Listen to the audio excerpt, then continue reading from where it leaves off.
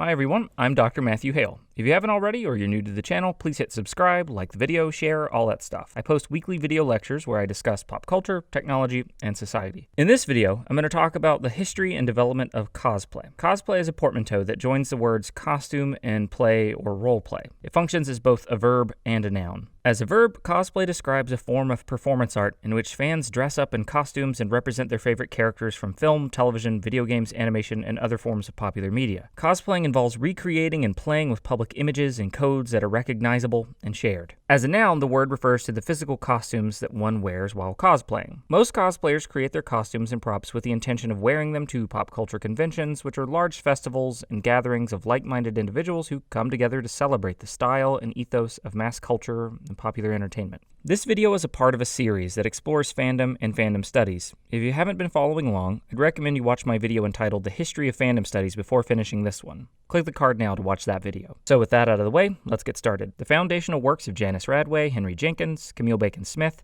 Constance Penley, and others established fan studies primarily as a hermeneutic enterprise. That is to say, it was interested in interpretation and meaning. Fans were primarily conceived of as readers and writers, and fan communities were defined by their interpretations and uses of popular texts. As a result, cosplay, conventions, and other forms of what we might think of as primarily material or embodied expressions and experiences have been under-researched and under-theorized. Now, this has changed as of late, as more and more scholars are exploring these and other dimensions of fan culture, and that scholarship, at least in part, is drawing on a perspective known as performance theory. Okay, first things first, let's clear one thing up. Contrary to popular belief, cosplay didn't emerge in Japan in the late 1960s or 70s with the explosion of robot and mecha-themed anime and manga, and the fandom that resulted therefrom.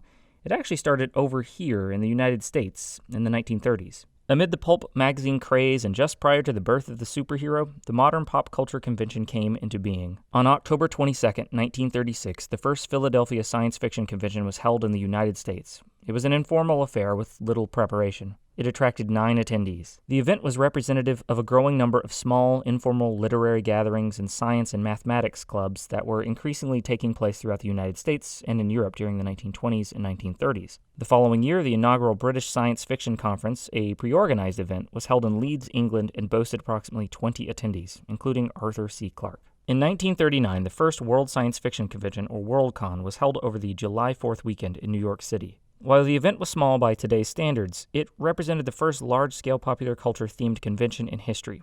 It attracted over 200 attendees. 2 of those present at the inaugural convention were authors and editors Myrtle Douglas and Forrest J. Ackerman. Avid fans of science fiction and pulp magazines and creators themselves, Ackerman and Douglas wanted to attend the event in costume. Douglas fabricated both her and Ackerman's costumes based on popular science fiction designs of the time. Ackerman dressed as a futuristic space captain in the vein of Buck Rogers and Flash Gordon. Douglas wore an outfit inspired by the 1936 film adaptation of H.G. Wells's The Shape of Things to Come. In so doing, Ackerman and Douglas introduced costuming into pop culture conventions from the very start. Now, I should also mention here that one of the earliest known cosplays that we have on record, although it wasn't called that at the time, predates Douglas and Ackerman's costumes by nearly 20 years. In 1908, a Mr. and Mrs. William Fell, a couple living in Cincinnati, Ohio, attended a Masquerade event at a skating rink dressed as Mr. Skygack and Miss Dill Pickles from A.D. Kondo's newspaper comic strip, Mr. Skygack from Mars. But generally speaking, what we might call cosplay proper, if you want to call it that, where someone creates and wears a costume representation of a recognizable mass or pop culture character for the express purpose of attending a themed public convention, well, that begins with Douglas and Ackerman. Over the next 3 decades, the number of pop culture conventions held in the U.S. increased steadily, as did attendance. From 1936 to the early 1960s, attendance to fan events had ranged between a half dozen to 100 or 200 participants. This began to change in the mid-1960s. The 1966 Tricon World Science Fiction Convention, for example, had over 800 attendees. Nostalgia 72 in Chicago, what would later become Wizard World Chicago Comic Con, attracted over 2,000 attendees. And the 1972 Star Trek Lives Convention in New York City boasted over 3,000 attendees. That figure more than doubled by the following year, and the 1974 meeting of Star Trek Lives attracted over 15,000 participants. Let me be clear, though. The dramatic spike in attendance at Star Trek Lives during the early 1970s was atypical for the time. It does, nonetheless, illustrate a growing interest in conventions by the U.S. public. A quick note. These images are from photographer J.K. Klein's collection of over 6,000 images from early science fiction conventions that he attended, and they were being digitized by the University of California, Riverside's digital library. As the number of conventions and attendance figures steadily increased into the 1970s, costuming, or masquerading as it was known then, likewise grew in popularity. Fans would attend masquerade balls, and there would be live music, libations, and dancing. Costumers would put on informal fashion shows at these events in the middle of a dance floor or staged area. They would display their garments, and some would even reenact scenes from comics, film, and television. In the 1970s, the costume competition became a kind of central focus of the event, a trend that would continue to the present day. By the late 1970s, it was not uncommon for large conventions with roughly 1,000 to 3,000 attendees to have dozens or even as many as 100 or so costumed individuals present. Most costumes worn at conventions prior to the 1970s were made of fabric, recycled goods, and everyday household materials. In the 1980s, costumers began to emulate the special effects makeup, prosthetics, and foam latex masks being developed in the film and television industry at the time, and particularly with science fiction and horror genres. Costumes produced and worn by fans from the late 1930s into the 70s and even in the 80s were often generic approximations or creative interpretations of character designs rather than the kind of exacting, screen-accurate reproductions that were the hallmark of cosplaying today. Prior to the popularization of the VHS cassette tape and the home VCR in the 1980s, it was often extremely difficult for fans to recreate costumes from film and television. Reference images were hard, if not impossible, to locate beyond promotional materials, action figures, and comics. Even then, the designs featured in these materials were often different from those that appear on screen. As science fiction, fantasy, comic books, and role-playing games became more popular in the US, conventions grew in number and attendance, and so too did mass media costuming at these events. It was in 1983, 43 years after Douglas and Ackerman debuted their costumes at the first Worldcon in 1939, that the word cosplaying would be coined. Nobuyuki Takahashi, founder of the anime publishing house Studio Hard, coined the term cosplay after attending the 1983 Science Fiction Worldcon in Los Angeles, California. Takahashi was captivated by the science fiction and fantasy costumes that fans wore to the convention and, in particular, those displayed at the Masquerade competition. After returning to Japan, Takahashi published a photo essay in the Japanese magazine My Anime. The feature, entitled Hero Costume Operation, highlighted the elaborate costumes worn by attendees of the 1983 Comiket in Tokyo, Japan, and it encouraged Japanese fans to incorporate more costuming into the burgeoning convention scene that had been developing in the country since the 1960s. Takahashi proposed the term costume play, or cosplay for short, as an alternative to the English term masquerade. Masquerade, when translated into Japanese, meant an aristocratic costume party, failed to convey the sense of wonder, play, and joy that Takahashi had experienced first at Worldcon and then later at Comiket. Japanese college students had been dressing up as their favorite manga and anime characters at conventions since around the 1970s. Unlike mass media costuming in the US, which had been practiced almost exclusively at conventions, Japanese fans, often referred to as otaku, would wear costumes to conventions as well as fan club meetings and university events. Takahashi's article captivated many Japanese youths. Experienced costumers intensified their efforts. Newcomers joined in the fray, and just 2 short years after its introduction, the term cosplay was widely used by Japanese fans at anime and manga conventions. Very quickly, Japan became the cultural epicenter of cosplaying. Japanese fans produced extremely complex and highly accurate costumes that rivaled and, more often than not, overshadowed those developed by US fans. Emulating the aesthetics of anime and manga, their costumes featured gravity-defying wigs, flowing, highly detailed garments, complex armor, and were often accessorized with disproportionately large weaponry. From the mid-1980s onward, cosplay rapidly grew in popularity in Japan. Between 1990 and 2000, the number of conventions held in the U.S. rose dramatically, driven primarily by the popularization of anime and manga and the widespread adoption of the internet.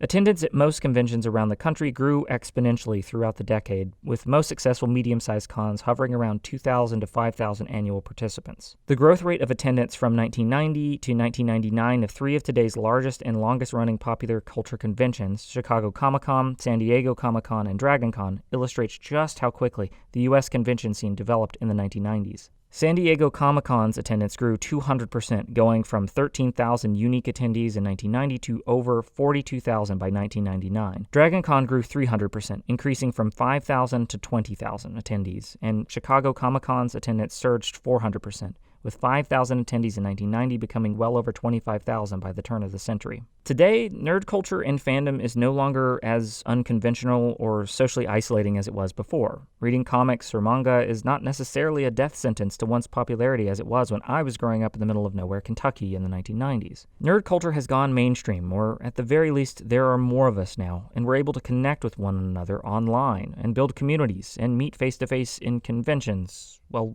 at least we could prior to COVID, that is.